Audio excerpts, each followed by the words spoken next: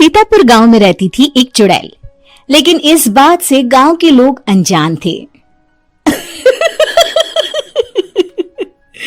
जब तक पूरे गांव की एक एक औरत के गहने मेरे पास नहीं आ जाते, मैं इस गांव को छोड़कर नहीं जाऊंगी, चाहे इसके लिए मुझे लोगों को गायब भी क्यों ना करना पड़े।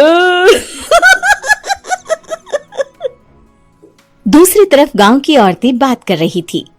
अरे सुन रही हो, ये देखो मैंने कल ही नया हार बनवाया है सोने का, कैसा लग रहा है?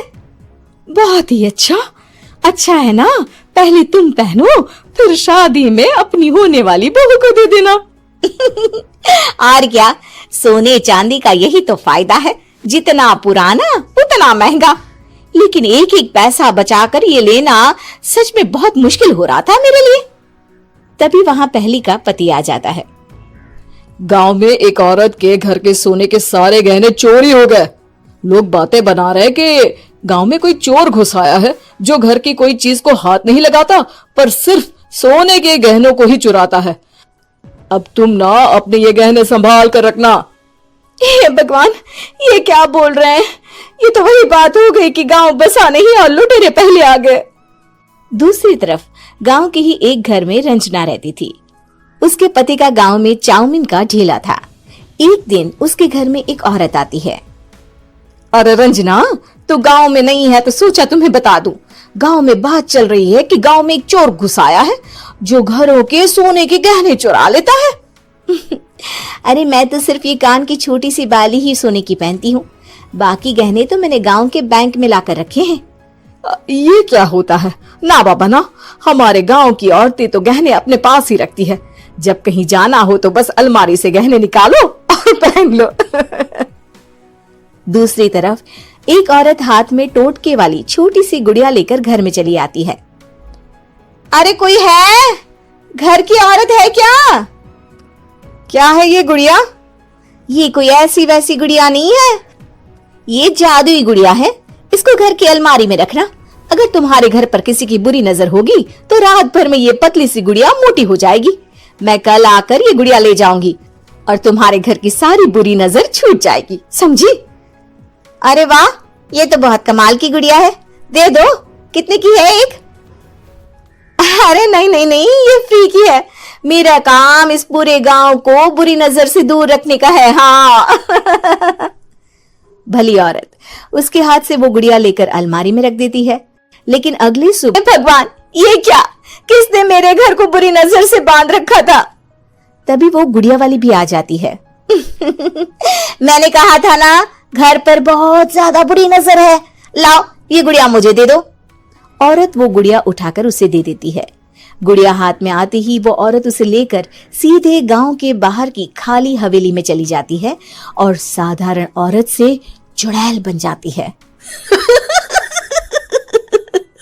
अरे पगली, गांव वाली इस गुड़िया के पेट में तेरे घर के सारे गहने हैं।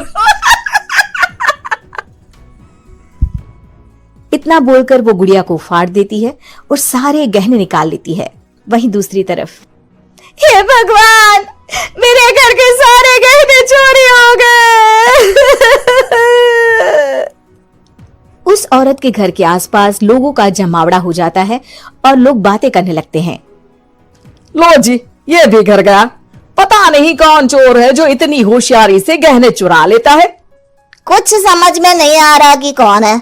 लोग तो घर से कहीं जाते भी नहीं है, न ताला लगे न घर खाली हो, फिर भी रातों रात गहने चोरी हो जाते हैं। अरे हम तो कहते हैं लोगों को बारी बारी चौकीदारी करनी चाहिए, चोर को तो पूरे गांव वाले मिलकर पकड़ ही लेंगे। लोग बारी बारी घरों की चौकीदारी भी करते हैं, लेकिन चोरी होने का सिलसिला रुकता ही नहीं। फिर एक दिन रंजना के पड़ोस से भी रोने की आवाज आती है। अरे आज ही घर की बुरी नजर उतरी और आज ही सारे गहने भी चोरी हो गए। कैसी बुरी नजर? क्या हुआ था? तभी वहां उस औरत का पति भी आ जाता है जिसके घर में गहनों की चोरी हुई थी। हाँ, मेरी बीवी ने भी किसी गुड़िया को घर में बुरी नजर उतारने के लिए रखा था, लेकिन अगले दिन गहने चोरी हो गए। अब रंजना को कुछ कुछ बात समझ में आ जाती है। वो गांव वालों से कहती है, देखिए अब आप लोग चिंता न करें, जल्द ही चोर पकड़ा जाएगा। उस नजर उतारने वाली गुड़िया को आज मेरे घर कोई भेज देना। फिर क्या था, चुड़ैल को लोग रंजना के घर भेजते हैं। पहली बार देखा है कोई खुद लुटने को तैयार बैठा है। गुड़िया मेरे घर छोड़ देना। अरे क्यों नहीं, कल सुबह आऊंगी जब गुड़िया तुम्हारे घर की सारी बुरी नजर लेकर मोटी हो जाएगी, ठीक है? अब क्या था, रात को रंजना ने पूरी नजर गुड़िया पर रखी। वो अपने पति और गांव के कुछ लोगों को घर की खिड़की से घर के अंदर नजर रखने को कह देती है, और फिर जो नजारा सब देखते हैं वो हैरान करने वाला होता है। गुड़िया धीरे से अलमारी खोलकर बाहर आती है। अलमारी के सारे गहने लेकर घर में जहां जहां गहने होते हैं वो लेकर अपने मुंह से खा जाती है। वो जितने गहने खाती उतनी ही मोटी हो जाती और फिर अलमारी में बंद हो जाती है। गांव वाले डर के मारे वहीं बेहोश हो जाते हैं। लेकिन सुबह जब वो औरत गुड़िया लेने आती है, रंजना उसका सामना करती है। ये देखो, गुड़िया कितनी मोटी हो गई है। लगता है मेरे घर में बहुत लोगों की नजर लगी है। लाला, ये गुड़िया मुझे दे दे। अरे बहुत कीमती गुड़िया है ये। तेरे घर की सारी बुरी नजर मैं गांव के बाहर वाली हवेली में फेंक आती हूँ। शाम को फिर लोगों के घर इसे लेकर जाना है ना। इसमें तो मेरी जान बसती है, जान।